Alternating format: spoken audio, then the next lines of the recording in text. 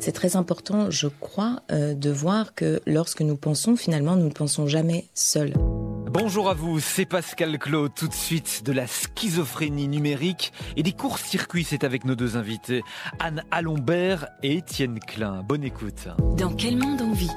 Qu'en disent nos invités de nos sociétés où tout doit être étiqueté et si possible bien rangé? Anne Alombert, vous êtes philosophe, enseignante, chercheuse en philosophie contemporaine à l'université Paris 8 et membre en France du Conseil national du numérique.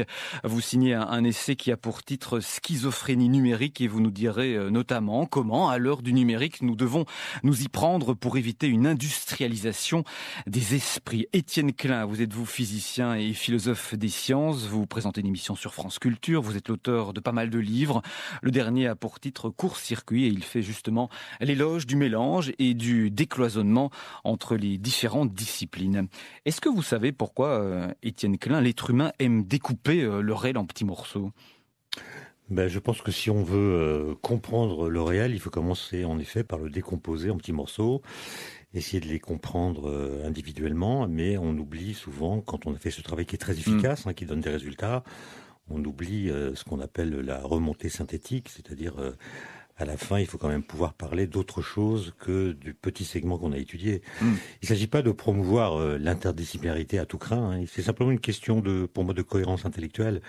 Par exemple, j'ai le plaisir d'être avec une philosophe, il y a des mots qui sont communs à la science et à la philosophie. Oui. Par exemple, les physiciens parlent du temps depuis Galilée et Newton, et les philosophes parlent du temps depuis encore plus longtemps. Et donc, il y a des questions qui germent spontanément. Est-ce qu'un physicien qui parle du temps parle de la même chose qu'un philosophe ? Si la réponse est non, pourquoi c'est le même mot ? Et si la réponse est oui, est-ce qu'ils en disent les mêmes choses ? Et c'est là que les choses deviennent vraiment intéressantes à discuter. Ouais, vous nous invitez, comme vous l'écrivez, à pratiquer l'impur. Qu'est-ce que ça permet, en fait, de pratiquer l'impur ?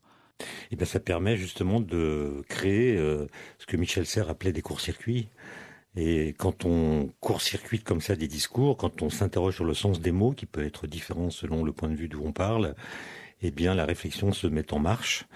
Et donc, de temps en temps, je pense, c'est pas systématique, mais de temps en temps, il faut accepter de discuter avec des gens qui travaillent sur des sujets différents pour voir s'il y a des connexions possibles. Parfois, il n'y en a pas, il faut pas insister. Et parfois, en fait, ça donne des discussions passionnantes. Anne Alombert, pratiquer l'impur, c'est une démarche qui vous intéresse, vous ? Oui, beaucoup, effectivement, puisque moi, je crois pas beaucoup à la pureté de manière générale. Je crois que les choses sont toujours mélangées, comme vous le disiez tout à l'heure. Il y a un philosophe, Henri Bergson, qui parlait beaucoup de cette question de la réalité est toujours mélangée. En fait, elle est jamais pure. Je crois qu'effectivement, là où il y a véritablement de la signification qui émerge, c'est quand on reprend synthétiquement un cheminement et puis quand on confronte aussi des points de vue qui viennent de différents endroits. La philosophie aujourd'hui ne peut plus être une discipline de spécialistes, me semble-t-il. Elle doit quand même se nourrir d'un certain nombre de pratiques, de démarches scientifiques, que ce soit dans le champ des sciences physiques, naturelles, des sciences exactes ou bien des sciences humaines.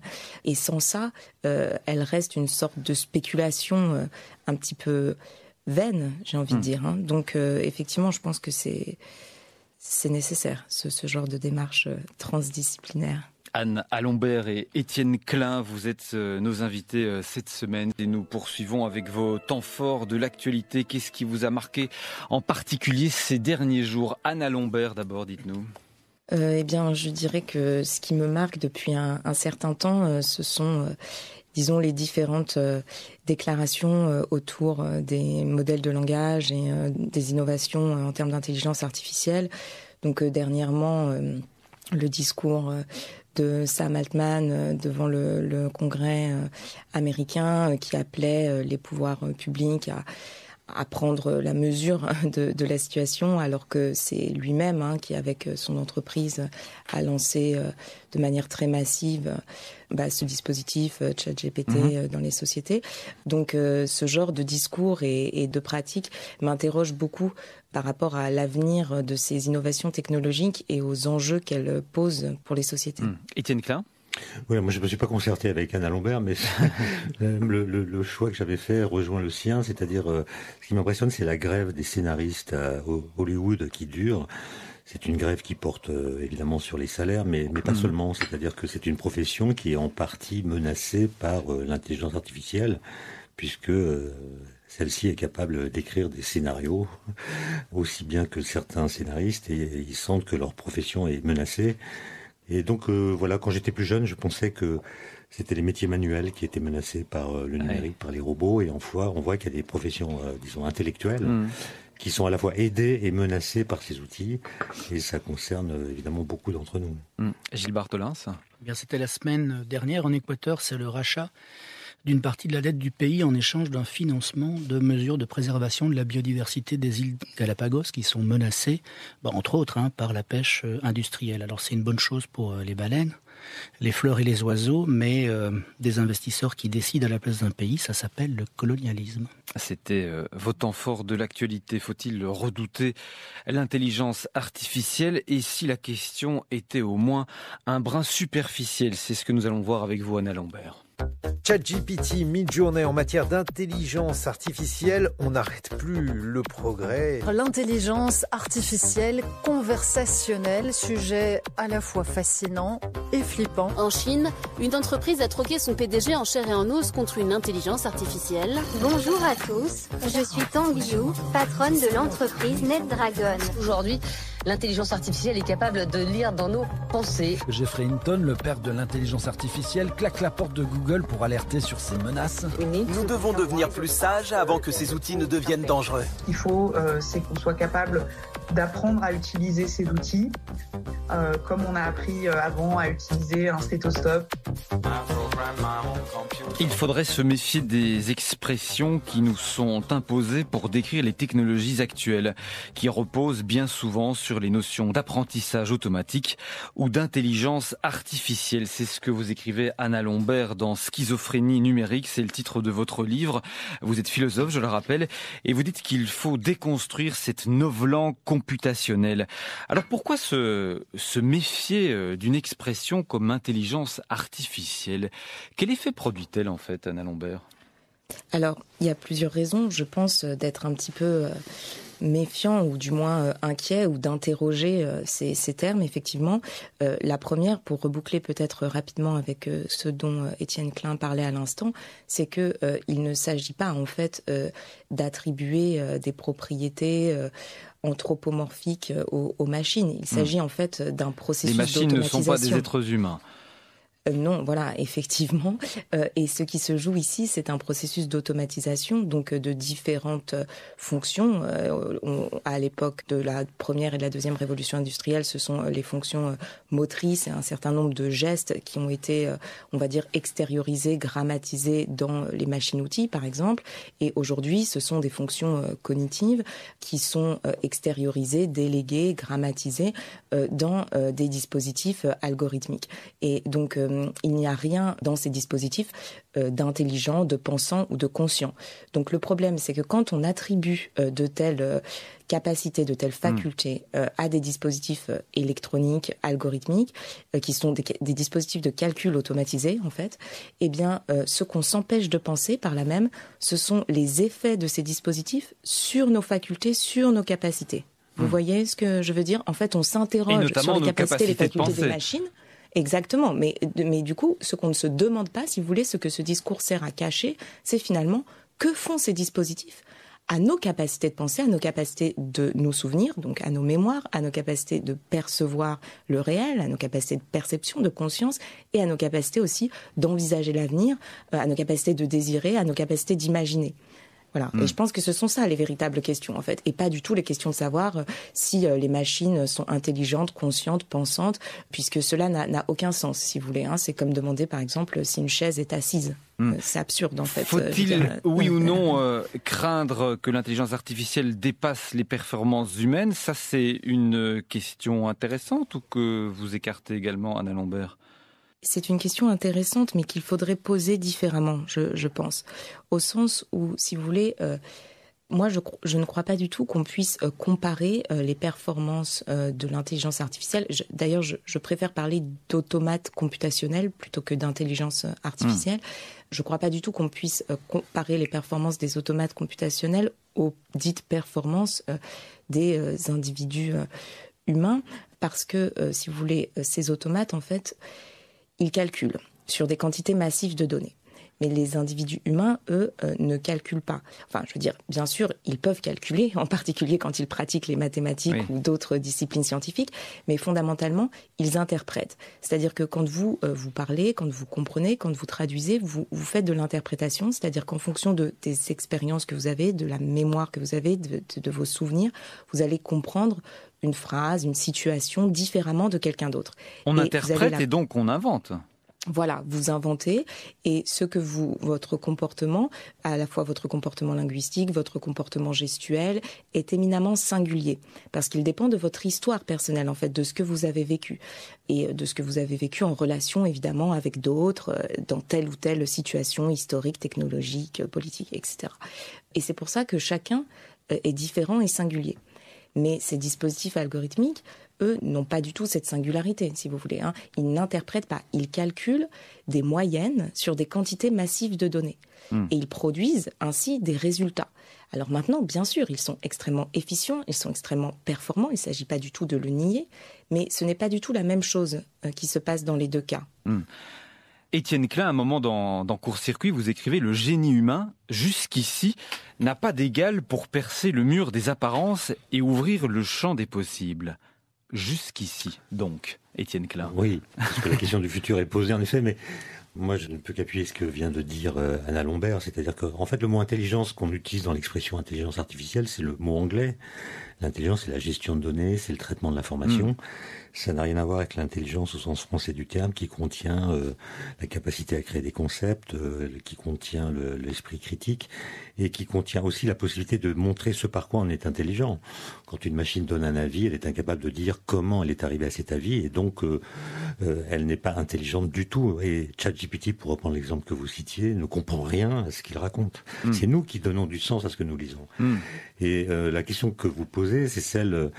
C'est un débat qui a eu lieu dans les grandes écoles scientifiques en France et sans doute ailleurs. Qu'est-ce qu'on doit apprendre aux jeunes ingénieurs d'aujourd'hui ? Et il y a eu une querelle des anciens et des modernes. Et les anciens, comme moi, disaient il faut apprendre aux étudiants les théories physiques, la mécanique quantique, la relativité, etc. Parce que les théories physiques en disent plus sur le monde physique que les données.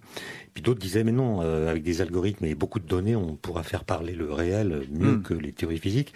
Et donc il faut apprendre aux élèves à coder dans tous les langages possibles. C'est un peu le choix qui a été fait. Et on voit aujourd'hui que c'était le mauvais choix puisque ChatGPT code beaucoup mieux que beaucoup d'entre nous, et en plus est capable de faire des traductions d'un langage vers un autre.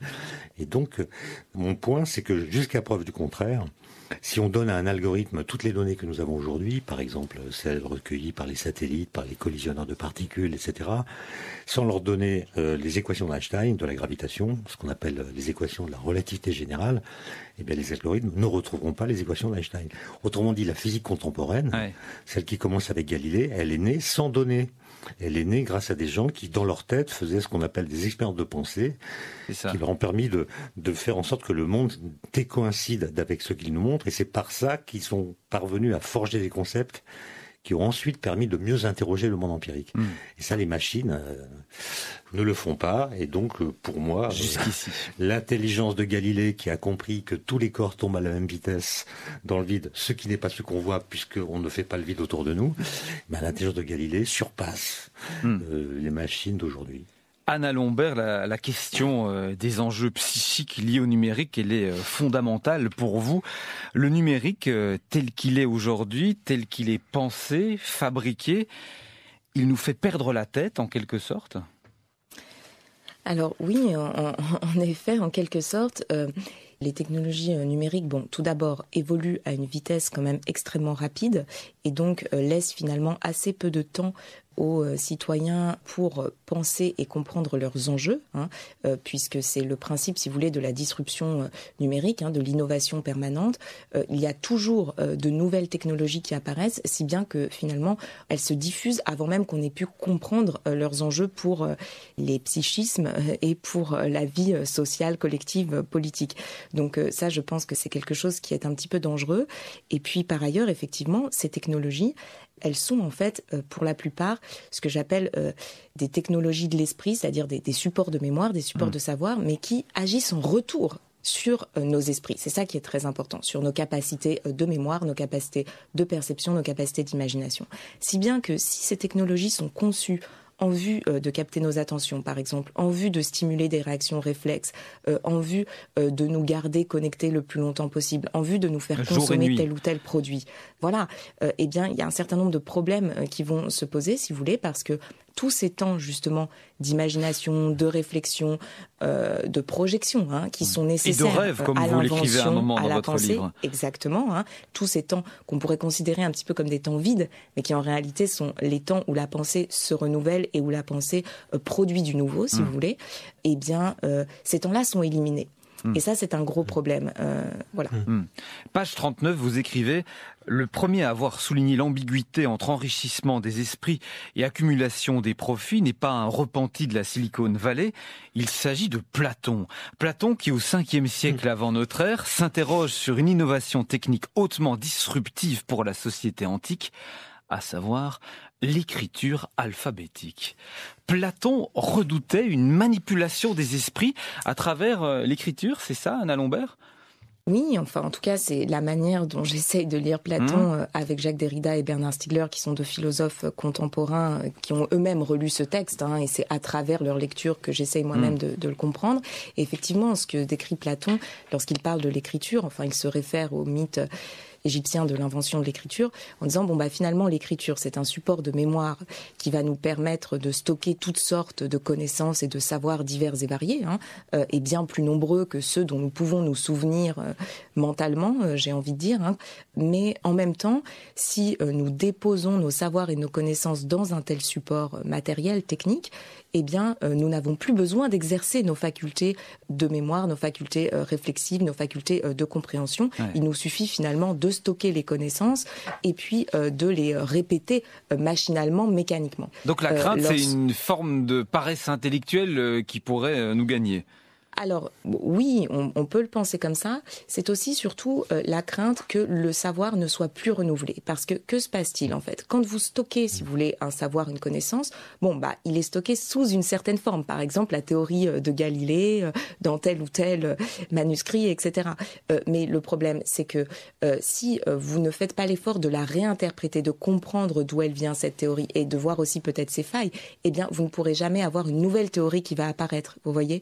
La nouvelle théorie, pour qu'elle apparaisse, il faut que le savoir stocké soit réinterprété, réintériorisé par un être vivant et des êtres vivants en général, parce que c'est jamais un processus individuel. Et donc, moi, la crainte que je vois s'exprimer dans ce texte de Platon, c'est finalement la crainte d'une impossibilité de renouveler la mémoire collective, en fait. Et aujourd'hui, c'est une crainte quand même qui, me semble-t-il, mérite d'être soulignée, puisque lorsque ChatGPT produit à partir des données qu'il a enregistrées des phrases qui sont en fait simplement des suites de mots probables, eh bien, il ne renouvelle pas du tout le contenu culturel ou le contenu de savoir, si vous voulez. Il extrait des schémas probables à partir de ce qui existe déjà. Et donc, précisément, il ne peut pas inventer du nouveau. Donc, ça, c'est quand même un gros problème. Allez, on en vient maintenant, Anna Lombert, au son qui vous définit et que vous avez choisi. Ce qu'il faut bien comprendre d'abord, c'est que l'intelligence artificielle a changé profondément et aujourd'hui c'est une intelligence artificielle réticulaire qui peut produire de la bêtise artificielle. Amazon vous sert à acheter des bouquins, Google vous sert... en fait, c'est vous qui servez Amazon et c'est vous qui servez le business model de ces entreprises. Progressivement, ils vous inscrivent sur un modèle qui est un rail. Ils vous transforment en élément calculable, c'est-à-dire qu'ils éliminent votre singularité. La Silicon Valley développe un modèle qui lui permet de faire de la prédation sur le monde entier, mais qui détruit tout ce dont elle fait de la prédation. C'est ce qu'on appelle la disruption. C'est le philosophe Bernard Stiegler. En 2017, il disait que l'intelligence artificielle doit créer de l'espérance. Stiegler, que vous citez à plusieurs reprises dans votre livre. Et d'ailleurs, vous expliquez à un moment que votre pensée n'est pas tout à fait votre pensée, parce qu'en fait, d'autres esprits la constituent, et notamment ceux d'auteurs que vous avez lus, dont Bernard Stiegler. Stiegler serait une sorte de co-auteur, Anna Lombert ? Non, je dirais pas ça, mais je dirais qu'en fait, c'est très important, je crois, de voir que lorsque nous pensons, finalement, nous ne pensons jamais seuls. Nous pensons toujours avec des fantômes, en quelque sorte, qui sont les auteurs que nous avons lus, qui sont les personnes avec qui nous avons échangé, qui ont constitué, en fait, notre pensée. Et certains pensent avec ChatGPT aujourd'hui. Voilà, et le problème, alors certains pensent avec ChatGPT, je ne sais pas s'ils pensent vraiment ou bien s'ils délèguent leur faculté de penser et si finalement ils se contentent de passer des commandes, si vous voulez.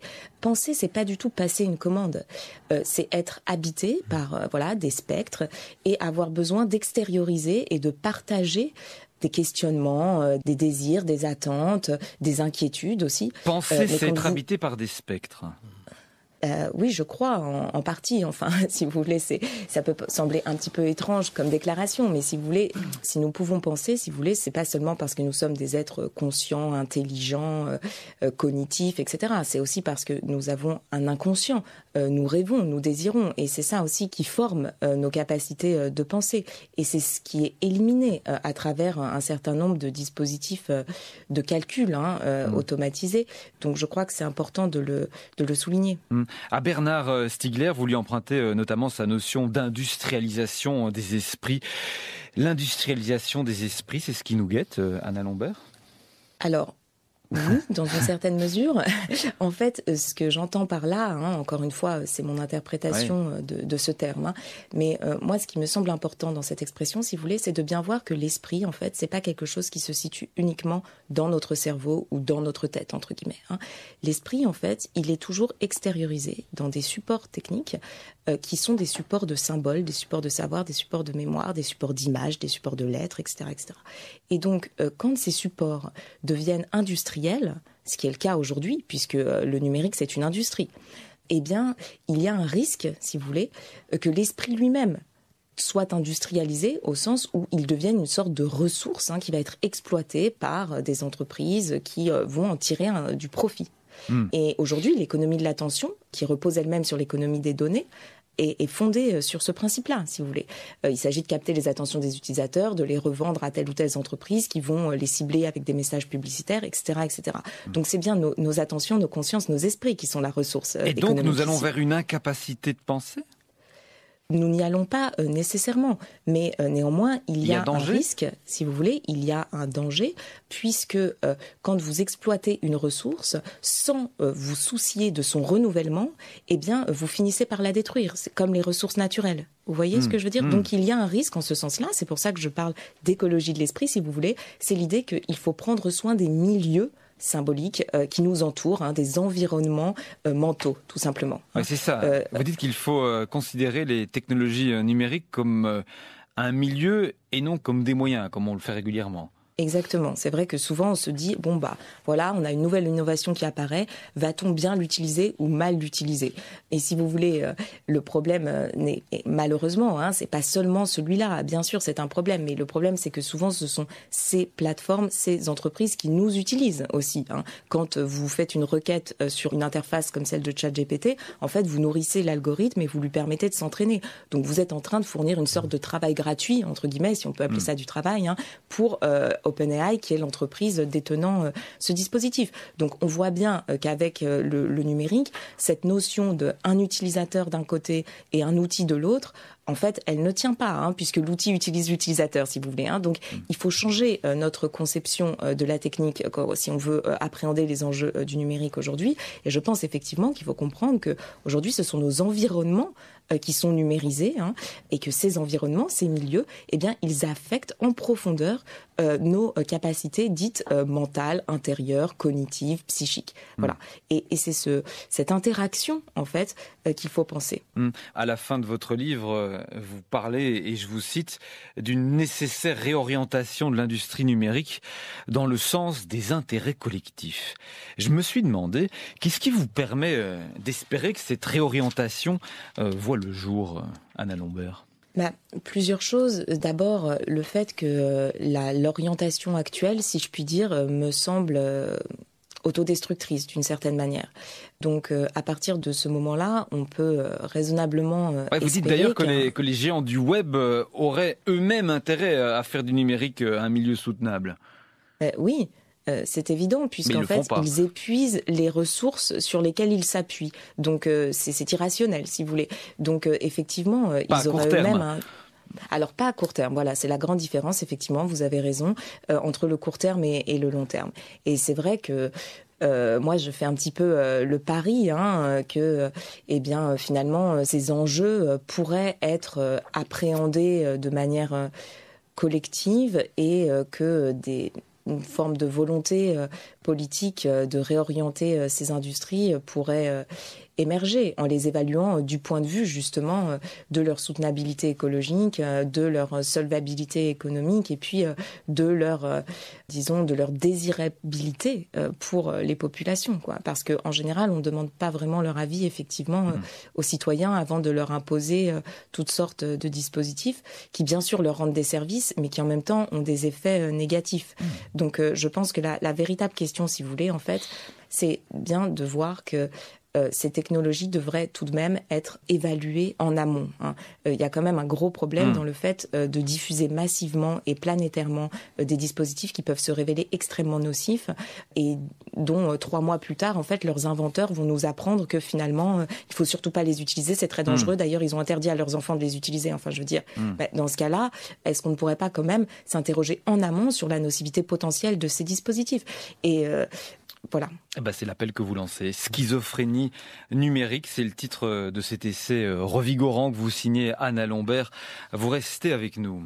La première. Dans quel monde on vit ? Le samedi de 10h à 11h. Pascal Claude. Et je vous souhaite un bien joli week-end. Nous sommes cette semaine avec la philosophe Anne Allombert et avec le physicien Étienne Klein. Quel lien entre les Rolling Stones et Albert Einstein ? C'est à ce type de mélange que vous nous inviterez dans quelques minutes. Et tout de suite, musique avec vous, Étienne Klein.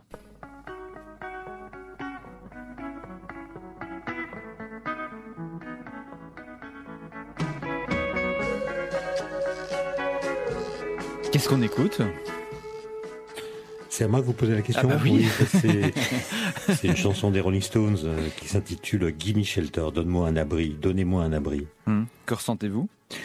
Je sais pas, ça me fait un peu d'effet, surtout quand il la joue en concert. Avant, il passait des images de la guerre du Vietnam. On voyait des bombardiers qui lâchaient des bombes au napalm, mais c'était le fond visible de la chanson. Et cet été, je les ai revus et ils mettaient des images de l'Ukraine.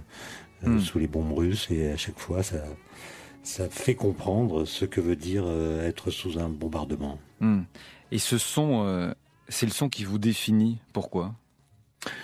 Pour les raisons que je viens de dire, ça me je crois que c'est la première chanson des Stones que j'ai entendue, et aussitôt elle m'a fait un effet qui se renouvelle à chaque fois que je la réécoute. Court-circuit, c'est le titre de votre nouveau livre. Vous y pratiquez donc le mélange et l'impur. Et dans votre chambre d'ado, il y avait un poster des Stones, un poster entouré de 2 portraits d'un certain Albert Einstein. Il semble incongru et potentiellement stupide d'associer le père de la théorie de la relativité et le plus grand groupe de rock du monde. C'est ce que vous écrivez et vous nous démontrez qu'en fait, ils appartiennent au même monde. Premier indice, c'est qu'Einstein et les Stones, ils tirent la langue, Étienne Klein. Einstein, vous savez, il a tiré la langue le jour de ses 72 ans.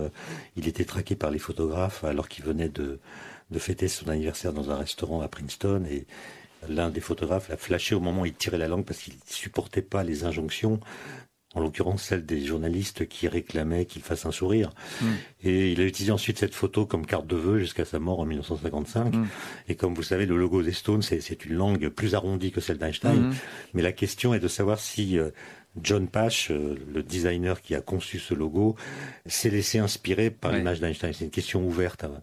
Et puis il y a aussi les noms. Einstein en allemand, ça veut dire une pierre. Stones en anglais, ça veut dire des pierres.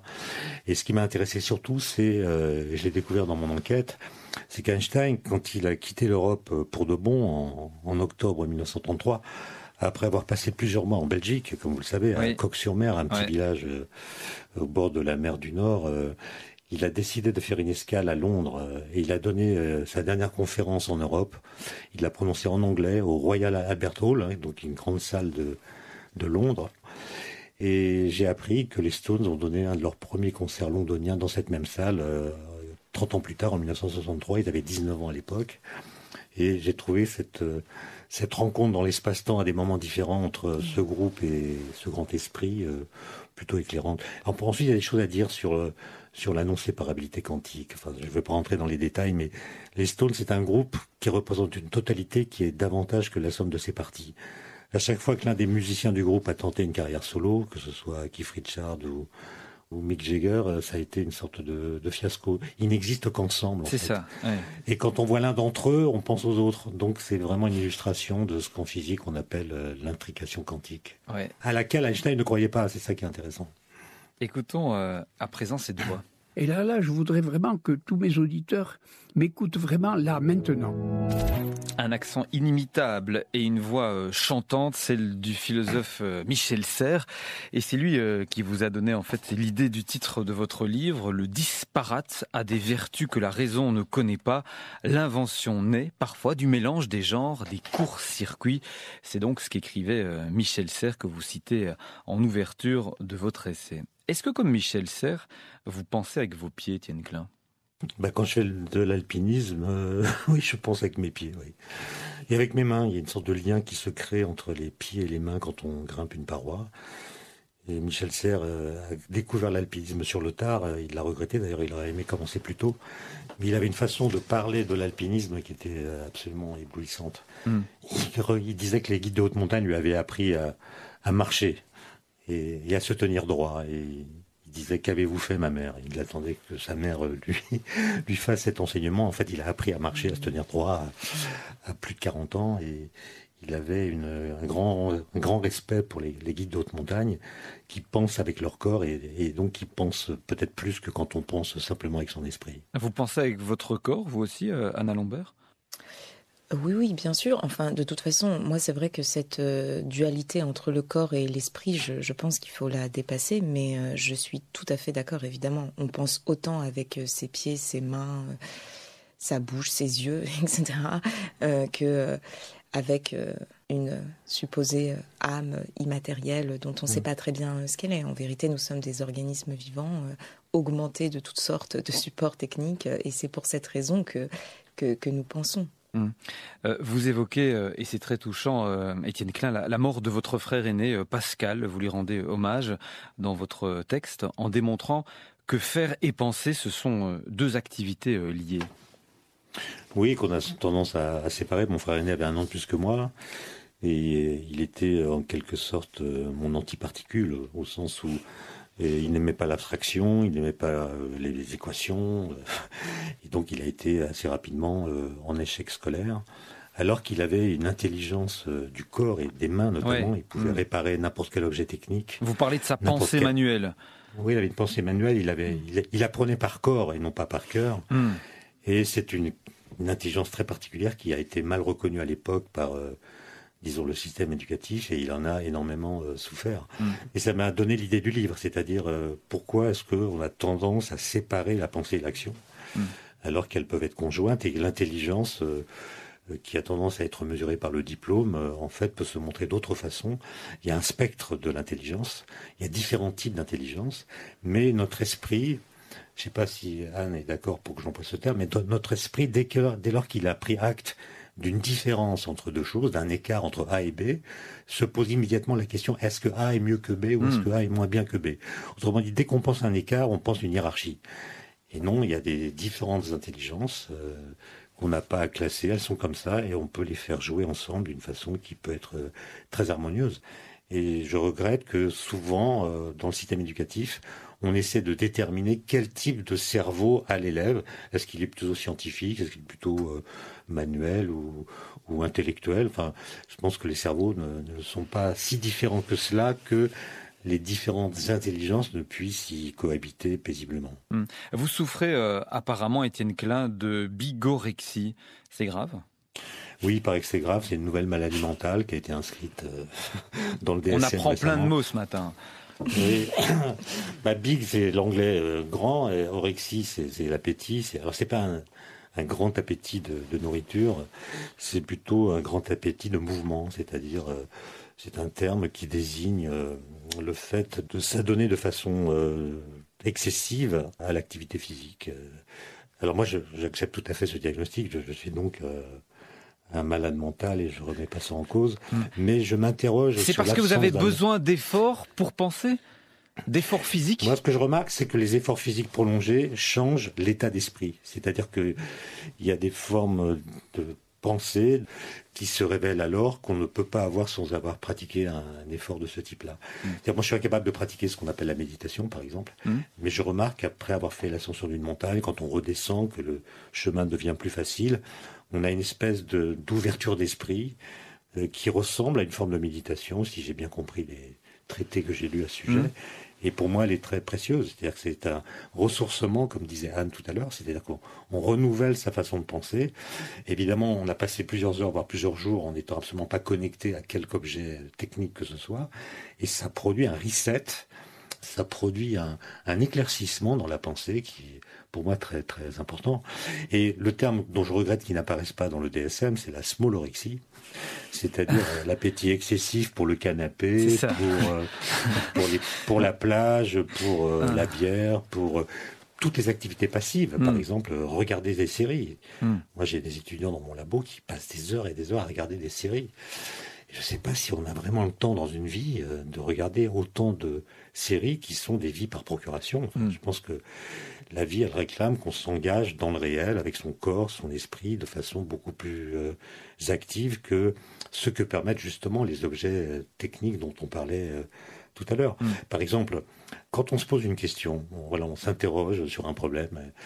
Il y a quand même un bonheur de se poser la question. C'est-à-dire on vit avec, on l'emmène avec soi, on se trouve nul de ne pas trouver la solution. Mais cette recherche-là, elle procède de la joie intellectuelle qu'on aura quand on connaîtra la réponse à la question qu'on se pose. Mais si aujourd'hui, dès qu'on a une question, on se précipite sur Google pour avoir la réponse, ou bien sur ChatGPT pour avoir toutes les informations à ce sujet, on se prive de la joie de connaître à l'issue d'une interrogation qui fait tout le sel de la chose. Et moi, je me souviens avoir passé des semaines et des semaines, quand j'étais étudiant, à chercher la réponse à une question, à trouver les articles, etc. Il y avait une véritable quête qui m'habitait complètement. Et aujourd'hui, si j'étais plus jeune aujourd'hui et étudiant, j'irais directement sur ChatGPT et j'aurais un rapport à la connaissance qui serait un rapport de pure consommation, sans jouer une part active dans le processus, autre que d'avoir tapé quelques touches sur mon clavier.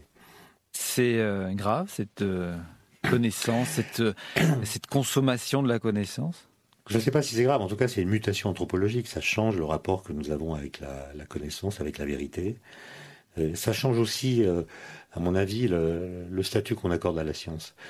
Pendant très longtemps, le fait d'être scientifique donnait un avantage dans le maniement des objets techniques. Mais les objets dont on a parlé tout à l'heure avec Anne, donc les ordinateurs, les smartphones, etc., sont des objets extrêmement complexes, évidemment, mais d'un usage très facile. Et donc, personne ne sait en fait comment ça marche sans être gêné dans l'usage quotidien qu'ils en fait. Et donc, on arrive à cette sorte de paradoxe qui est que la technologie nous éloigne de la science, au sens où la technologie ne rend plus la connaissance scientifique nécessaire, elle est plus utile. Elle est pratiquement inutile en pratique, et donc elle devient secondaire. On peut s'en passer, en fait. Et ça m'inquiète un petit peu, parce que la diffusion des connaissances scientifiques stagne, voire régresse, et que ce qu'on appelle la vulgarisation est une sorte d'échec relatif, qui d'ailleurs tourmentait beaucoup Michel Serres dans les dernières années de sa vie. Une question encore, Étienne Klein. Vous parlez dans votre livre du philosophe, mathématicien et résistant Jean Cavaillès. Sa vie était pour lui moins importante que ses combats. Et vous écrivez qu'il est des valeurs supérieures à la vie. Est-ce que vous connaissez, vous, des valeurs supérieures à votre propre vie ? Laissez-moi réfléchir. C'est quand même une question grave. Est-ce que je pourrais répondre plus tard ? Pour l'instant, je ne sais pas quoi dire. Non, en tout cas, j'essaie de ne pas vivre par procuration. Voilà, c'est ça que j'ai compris. J'ai eu la chance, quand j'avais 30 ans, d'être condamné à mort par les médecins, qui heureusement se sont trompés. Mais j'ai vécu pendant quelques mois en pensant que ça n'allait pas durer longtemps. Et c'est une leçon que je garde sous forme de trauma, sans doute, mais qui fait que j'ai pas du tout envie de me laisser vivre. Voilà, je vis. Laissez-vous gagner en tout cas par les étincelles des courts-circuits que vous propose Étienne Klein dans son nouveau livre qui s'appelle donc Court-circuit. Vous restez avec nous. Dans quel monde on vit ? Sur la première. Et c'est bien sympa de vous savoir là. Nos invités partagent maintenant avec nous leurs frissons. Anna Lombert, nous écoutons le son qui vous procure des frissons.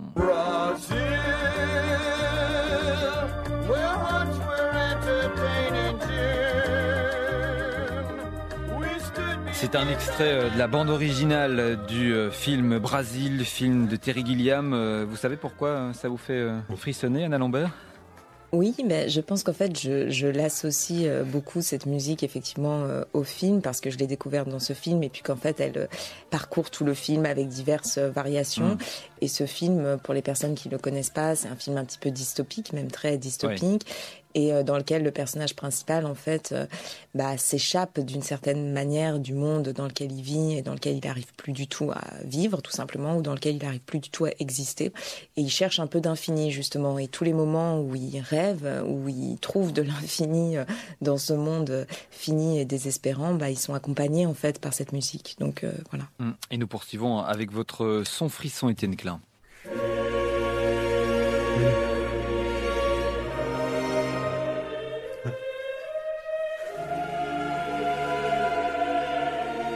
Vous vouliez écouter les premières mesures de la messe en si mineur de Bach. Ben, vous trouvez pas que c'est beau ? Non, mais vous auriez par exemple pu me dire si cette œuvre avait pour vous une signification particulière, je sais pas. D'abord, c'est très beau. Bach, oui. Il a mis 20 ans à l'écrire. Il l'a constamment retravaillé, c'est vraiment un travail d'agrégation, d'idées, etc. Et ça traduit une espèce de continuité dans un projet qui me semble contredire la dispersion à laquelle nous sommes aujourd'hui soumis. Et puis surtout, mon père, il adorait Bach et il nous a initiés à Bach. On était 7 enfants. Transmission. Et quand il passait un morceau de Bach, mon père est mort cet été, c'est aussi pour ça que d'une certaine façon je lui rends hommage. Quand il passait un morceau de Bach, on n'avait plus le droit de bouger. On devait écouter cette musique religieusement, comme si on était à la messe, alors qu'on était à la maison. Allez, avant de se quitter, nous vous divulguons nos suggestions culturelles pour ce week-end. Gilles Bartholin d'abord. Alors c'est un livre, et ce livre, on y arrive interpellé, on en sort charmé. L'auteur Thomas Wharton, un Canadien de l'Alberta, le titre La Messagère, en anglais The Book of Rain. C'est une sortie mondiale en ce mois de mai. C'est de la science-fiction, mais plutôt un envoûtement, une éco-fiction où les oiseaux finissent par raconter aux hommes le mythe de leur propre chute. C'est aux éditions Rivage. Étienne Klein.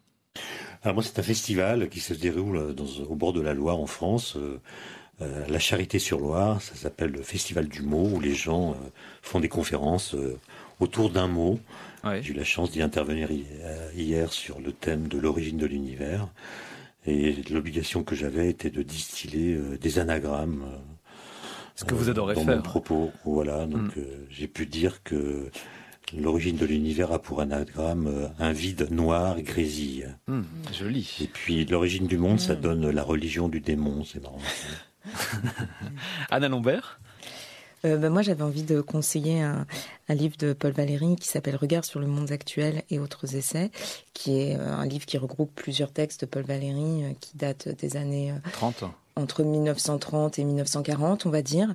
Et il y a un texte dans ce livre notamment qui s'appelle La liberté de l'esprit, dont je me suis beaucoup inspirée. Ouverture de votre essai, voilà, et qui, à mon avis, nous parle beaucoup de notre actualité, même si ce n'est plus très actuel au sens historique du terme. Mais je crois que c'est actuel au sens, on va dire, philosophique du terme. Et de mon côté, je vous conseille le dernier livre de François-Henri Désérable. C'est le récit de 40 jours en Iran, un périple réalisé alors que le pays est quasi verrouillé et sous très haute tension après la mort de Masha Amini. L'écrivain français a pris des risques en se rendant sur place, mais ce qu'il nous fait ressentir avant tout, c'est le courage des Iraniennes. Elles sont prêtes à tout pour défendre la liberté. Ça s'appelle L'usure d'un monde et c'est signé donc François-Henri Désérable. Je vous signale au passage que je le recevais mardi dans Matin Première. Allez y jeter une oreille si ça vous dit, et à lire aussi les livres de nos invités, Schizophrénie numérique d'Anne Alombert et Court-circuit d'Étienne Klein. Merci à tous les deux d'avoir été avec nous. Merci à vous et bonne journée. Beaucoup. Bonne journée. Merci à vous Gilles. Merci Pascal. Bonne journée. Dans quel monde on vit ? Sur la première.